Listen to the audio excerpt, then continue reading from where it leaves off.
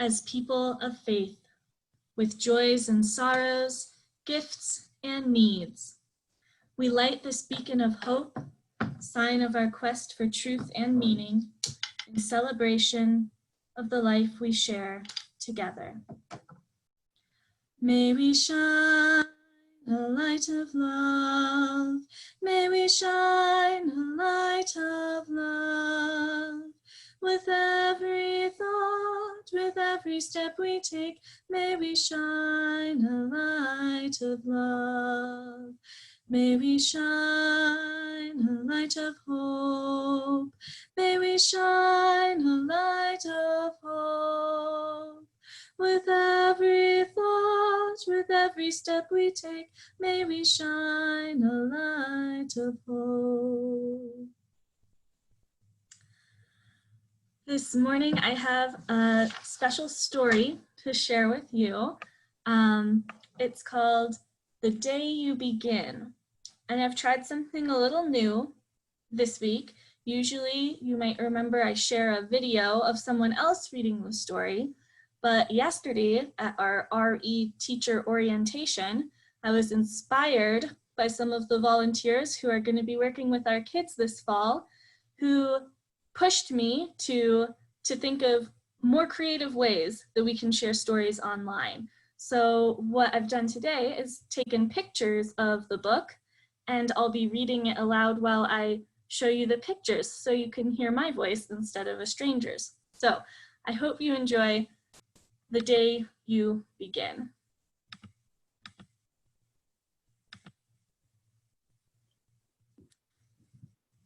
Yep, except I am not able to share my screen. Wendy?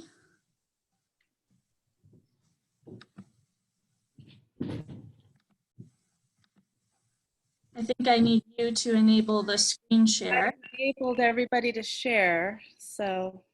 In the security tab at the bottom on the left, participants are not allowed to share. I just changed that. Okay, I will try again. And you're a co-host, so it should work. Well,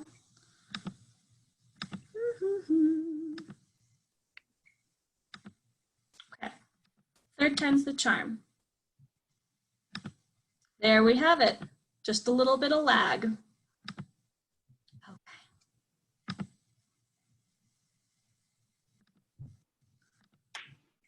The Day You Begin by Jacqueline Woodson, illustrated by Rafael Lopez. There will be times when you walk into a room and there's no one quite like you. Maybe it will be your skin, your clothes, or the curl of your hair. There will be times when no one understands the way the words curl from your mouth, the beautiful language of the country you left behind. My name is Rigoberto. We just moved here from Venezuela. And because they don't understand, the classroom will fill with laughter until the teacher quiets everyone. Rigoberto from Venezuela, your teacher says, so soft and beautifully that your name and homeland sound like flowers blooming the first bright notes of a song. There will be times when the words don't come. Your own voice, once huge, now smaller. When the teacher asks, "What did you do last summer?" Tell the class your story. We went to France, Chayla says. These shells came from a beach in Maine. A boy named Jonathan holds out a jar filled with tiny shells so fragile, they look like they'll turn to dust in your own untraveled hands. My whole family went to India, Spain, South Carolina. Each souvenir a small triumph of a journey, their travels going on and on. And as you stand in front of that room, you can only remember how the heat waved as it lifted off the curb, and your days spent at home, caring for your little sister, who made you laugh out loud and hugged you hard at nap time. You can only remember the books you kept on reading, long after she'd fallen asleep. And in that room, where no one else is quite like you, you'll look down at your own empty hands and wonder, what good is this when other students were flying and sailing and going somewhere? There will be times when the lunch your mother packed for you is too strange or too unfamiliar for others to love as you do. When even your own friend Nadja will wrinkle her nose and say, "What's in there anyway?" And you'll wonder how she doesn't see the rice beneath the meat and kimchi. You'll wonder why she doesn't remember that rice is the most popular food in the world. There will be times when the climbing bars are too high, the run is too fast and far, the game isn't one you can ever really play. I don't want him on our team. You can watch. Maybe you can have a turn later. There will be times when the world feels like a place that you're standing all the way outside of. And all that stands beside you is your own brave self, steady as steel and ready, even though you don't yet know what you're ready for. There will be times when you walk into a room and no one there is quite like you, until the day you begin. You begin to share your stories. My name is Angelina, and I spent my whole summer with my little sister, you tell the class, your voice stronger than it was a minute ago. Reading books and telling stories, and even though we were right on our block, it was like we got to go everywhere. Your name is like my sister's, Rigoberto says. Her name is Angelina too. And all at once, in the room where no one else is quite like you, the world opens itself up a little wider to make some space for you. This is the day you begin to find places inside your laughter and your lunches, your books, your travel, and your stories, where every new friend has something a little like you and something else so fabulously not quite like you at all. The end.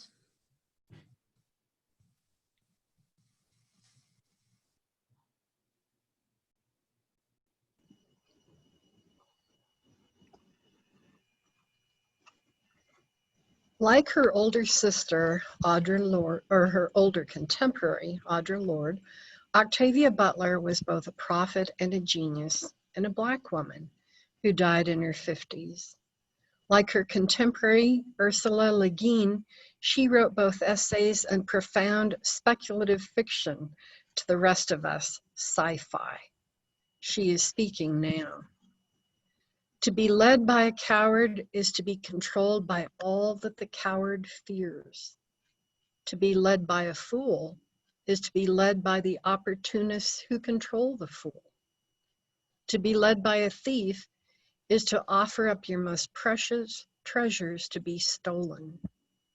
To be led by a liar is to ask to be told lies. To be led by a tyrant is to sell yourself and those you love into slavery. Octavia Butler, 1947 to 2006.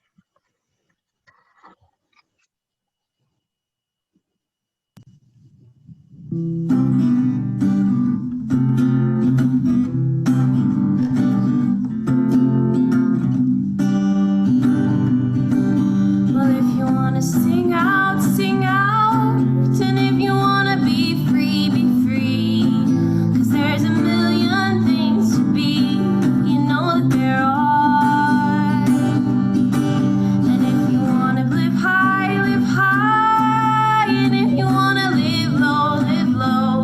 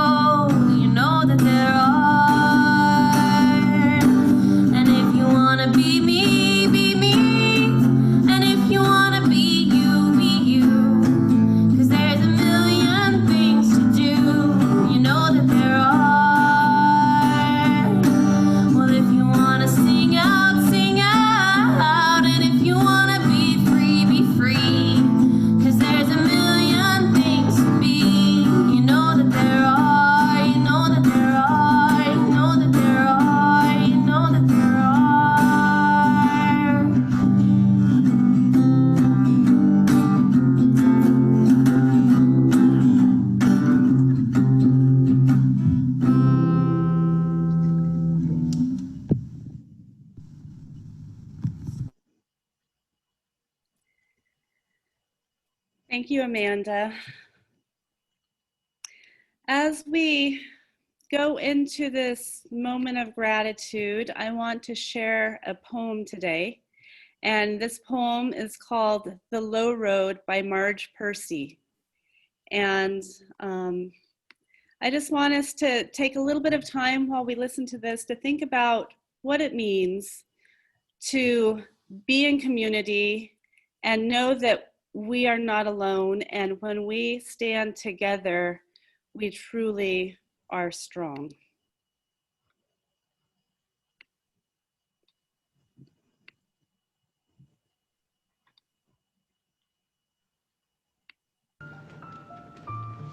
What can they do to you? Whatever they want. They can set you up, they can bust you, they can break your fingers, they can burn your brain with electricity, blur you with drugs till you can't walk, can't remember.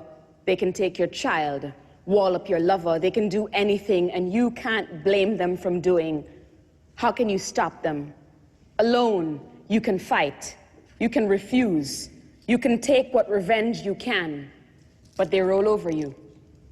But two people fighting back to back can cut through a mob. A snake dancing file can break a cordon. An army can meet an army. Two people can keep each other sane, can give support, conviction, love, massage, hope, sex.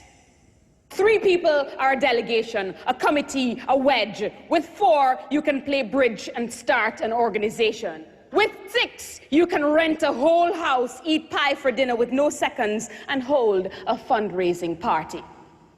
A dozen can make a demonstration, 100 fill a hall, 1,000 have solidarity and your own newsletter, 10,000 power and your own paper, 100,000 your own media, 10 million your own country. It goes on, one at a time. It starts when you care to act. It starts when you do it again after they said no. It starts when you say we, and you know what you mean. And each day you mean one more.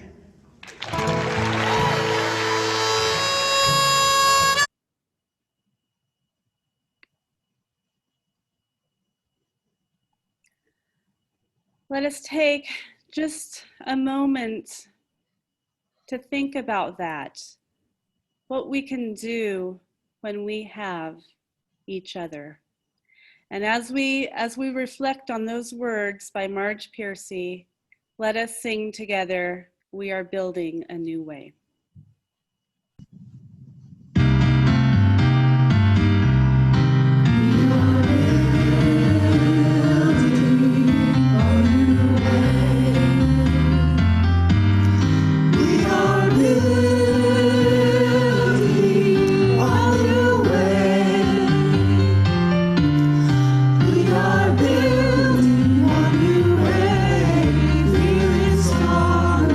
Every day.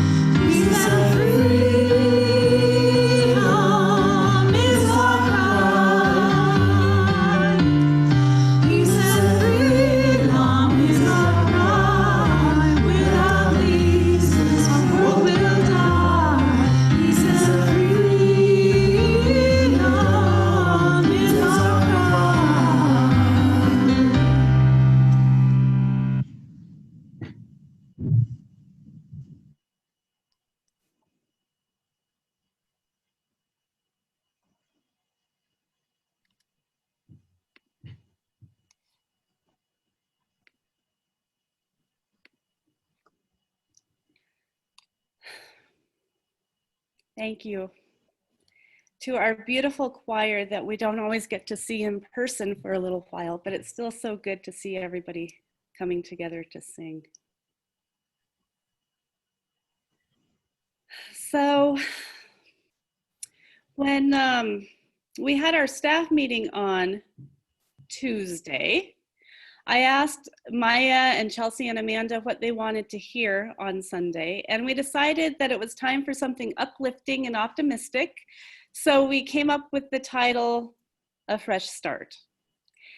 And then we had a week of the Republican convention and a 17-year-old vigilante with a gun shoot 3 people, killing 2 of them at a protest against yet another unwarranted shooting of a Black man in front of his children. And I have to say, my Tuesday morning of optimism turned into a Wednesday afternoon of despair. And once again, I got sucked into the vortex of doom and gloom as I watched anger and hate being spewed out on television and lived out in Kenosha, Wisconsin. And I was wondering, are we watching a slow motion or maybe not so slow descent and destruction of the United States of America? And I was thinking, how do I bring hope and optimism into this bed of manure? I mean, I could ignore it all and talk about the beginning of the church year and our upcoming in-gathering water ceremony, which I forgot to make in the announcements about bringing your water to the chalice this week. And I could talk about how excited I am for Chelsea and the RE program to begin, which I'm genuinely excited about, and it's going to be a wonderful year. And I could talk about how hopeful I am that all these fires will soon be out, and how I love the cooling weather and the nice crisp morning air that's gonna start arriving. I could easily gloss over the fear and the pain and the hate literally being spewed out from the White House on Thursday night. Or I could go in the other direction and we could wallow together in the smoke and the heat and the fires and the pandemic and the senseless shootings and the racism and the vigilanteism. And I could bring you all down with me until we all feel like piles of mush. And I'm sure some of you are already there with me, so it wouldn't feel like a very steep decline. But I don't want to do either one of those things. I have no interest in being a blind Pollyanna today, but I also don't have it in me to go into the depths of despair, because I don't believe that either. We are in very serious times. We as a country are at a crossroads, and what we do and how we behave in the next 3 months does matter, and it does make a difference. We have agency to create the world we choose to live in. We are not helpless or hapless victims in this process right now. And I will say that there are people who would like us to think that, because it is so much easier to be manipulated and to manipulate others if you can convince them that the verdict is out and that there is nothing they can do about it. So I absolutely refuse to go down that road. That is when we throw in the towel and the fear mongers and the hate mongers win. And I refuse to let that happen. So what do we do? How do we counter some of these very dangerous ideologies that are taking root in this country right now? How do we find hope when it seems that the white supremacists are being given the go-ahead by law enforcement to show up at the protests against police brutality? It is scary. I just want to acknowledge that. It was and it is scary to see a bunch of white men showing up to events with their AR-15s, just walking around like they own the streets. I can't and I won't gloss over that because it's real. And as much as I love to talk about, or would love to talk about flowers and roses and the rain and fall, that's just not the world we're living in right now. September is the month of renewal for our theme, and what a year it has been. We've had fires, pandemics, too many police shootings, protests, riots, and now hurricanes. And I could write an entire sermon about any one of these things. And I guess the question I would like to address today is, where is the hope in the midst of all this pain? Where is the calm in the heart of the chaos? Where is the joy in the middle of despair? And how can one dare to be happy or at peace when there is so much pain in the world? I ask us to reflect on these questions because I know that it is there. I know that in the middle of all of this, there is hope, there is calm, there is joy. The key is learning how to be optimistic and joyful regardless of what's going on around us. We are living in unprecedented times, no doubt. I was having a conversation with one of my ministry colleagues the other day, and she was talking to one of her friends who is a historian who studies geopolitics and how oppressive governments take hold. What this person has found is that in places where fascism has taken hold, 30% of the people stood up and spoke out. 30% of the people actually supported what was happening, and 30% of the people remained silent. What this person found was it's the 30% of silence who actually allowed the fascism to take hold. So I'm going to ask an uncomfortable question today. Which group do you find yourself in right now? I invite you to offer an honest answer only to yourself, because now is the time to stand and be counted. And I want to be clear, it does not mean violence. It does not mean screaming in somebody's face or looting or destroying property. It does mean actively and intentionally speaking up, speaking out, and standing up, because we don't really have time to be nice anymore and good and well-behaved. So instead of being nice, what if we choose to be authentic? Instead of being good, what if we choose to be grounded and strong? And instead of being well-behaved, what if we choose to be leaders? As we enter into the next few months running up to the election, I invite us all to be proactive. Here are some of my ideas, and I welcome yours. If you're looking for something to do, to be proactive, to say, no, we're not going down this road, join us on Wednesdays at 10:30 to meditate in silence for a half an hour. I was taking a virtual energy workshop over the past 10 days, and one of the things that one of the speakers said was, if you're not a fighter, if you're not somebody who's a frontline person in conflict energy, if you're not somebody who gets activated around that, recognize that your superpower will be your compassionate consciousness. And that is enough. Recognize that your superpower will be your compassionate consciousness. And that is enough. This is what we do on Wednesday mornings. We sit in silence and send love into the world. And please do not underestimate the power of loving energy. It is very, very real and very powerful.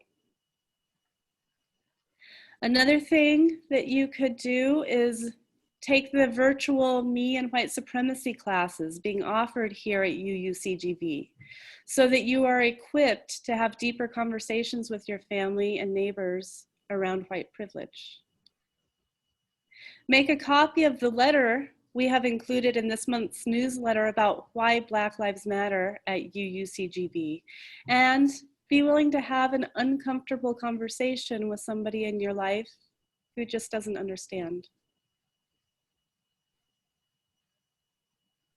Teach your children about the 15 logical fallacies so that they can begin to recognize when they are being manipulated on social media. What Danny is seeing on TikTok and what Nathaniel is seeing on Twitter are not the same thing. And I am watching both of their viewpoints about this world and reality start to be impacted. And as a mom, in this day and age, I can't completely shield, none of us can completely shield this generation from social media, but I can make sure that I am teaching them how to reason, how to think, and how to question what they are being shown. And this is so important. And then pay attention to those fallacies yourself. If you haven't had logic class ever or since high school or college, it's easy to Google the 15 logical fallacies so that you, me, all of us can begin to recognize when we're being manipulated on social media also. Because what we need to bring back into this world is critical thinking, because there is so much subconscious manipulation going on. And now is our time to listen to our inner truth. The next 3 months are going to be very, very active. So I invite us to please let us remember that we are in this together as a faith community, and our voices and our actions do make a difference and do matter. When we stand up and stand strong, we find the strength, the hope, and the joy that sometimes appears to be missing in the world around us. As Mahatma Gandhi said, be the change you want to see in the world, because we can do this. And I want to close today with a prayer that Laura wrote, and she was willing to share with us today. To the oneness from the oneness, may we see through the smoke to the clouds, through the clouds to the sky,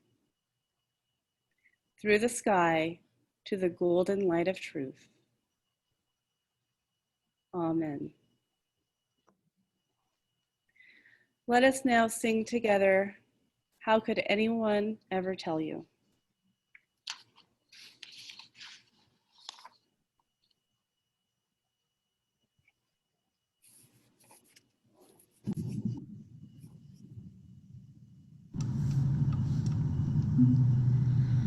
How could anyone ever tell you you were anything less than beautiful? How could anyone ever tell you you were less than whole? How could anyone fail to notice that your loving is a miracle? How deeply you're connected to my soul. How could anyone ever tell you you were anything less than beautiful? How could anyone ever tell you you were less than whole? How could anyone